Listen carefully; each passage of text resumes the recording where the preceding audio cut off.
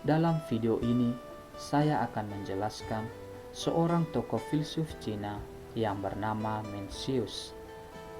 Mencius lahir di Chao, negara bagian di Tiongkok. Ia merupakan pengembang penting dari pemikiran Konfusius.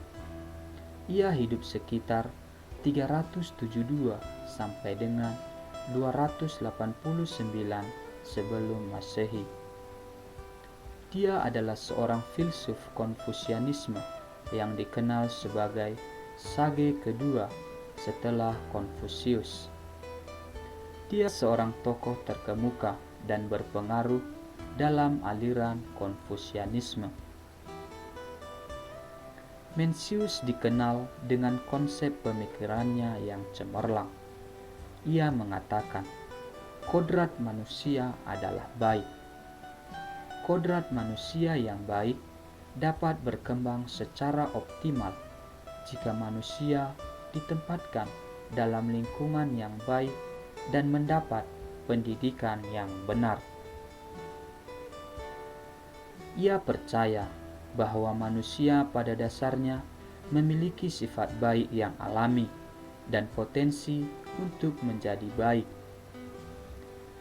Dari mana kita tahu bahwa manusia itu memiliki sifat baik dan alami?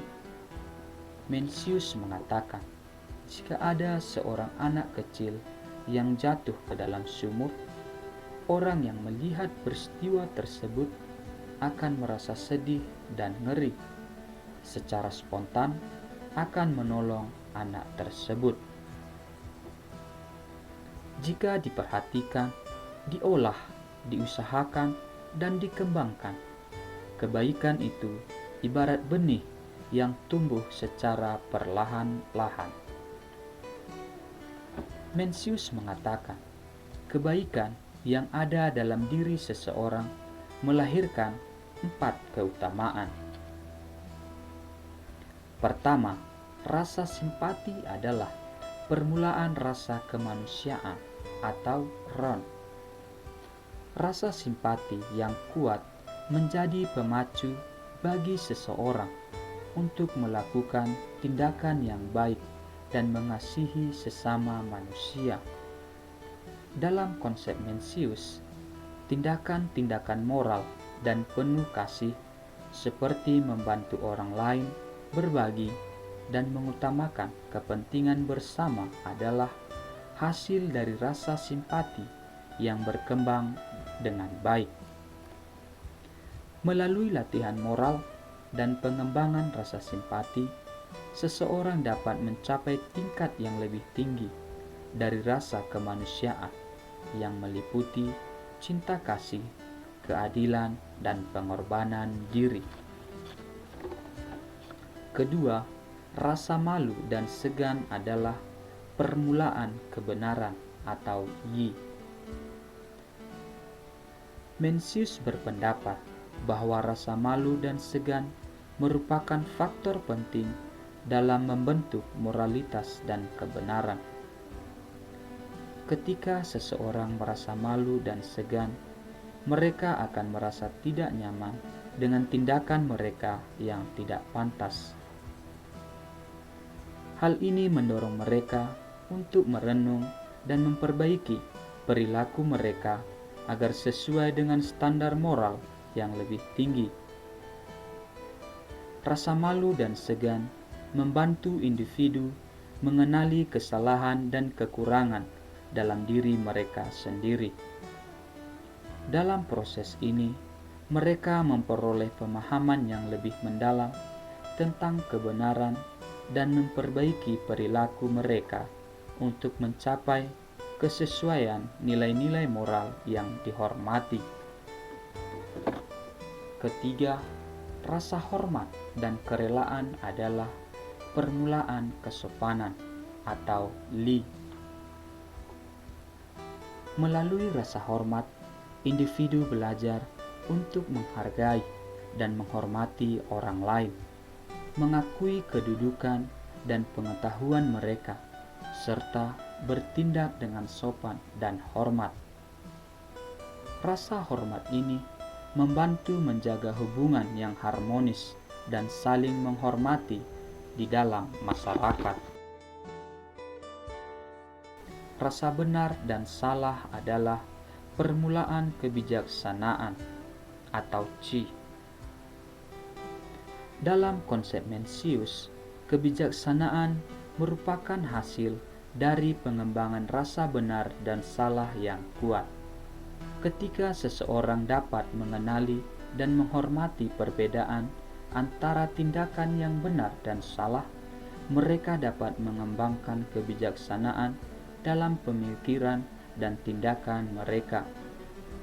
Kebijaksanaan moral memungkinkan individu untuk mengambil keputusan yang tepat, berperilaku sesuai dengan nilai-nilai moral, dan mencapai kebaikan bersama. Keempat keutamaan itu juga disebut 4 macam kebajikan yang tetap dalam diri manusia. Untuk itu, setiap individu mempunyai kewajiban mengembangkannya. Bila sudah mulai tumbuh dan berkembang, dapat melindungi semua orang. Mencius berkata, kejahatan muncul karena manusia tidak berpikir dan mengenali dirinya. Dia membiarkan pendengaran dan penglihatannya dikaburkan oleh dunia luar. Jika manusia membiarkan dirinya terbawa arus, maka terjadi problem yang akan merugikan diri sendiri dan orang lain.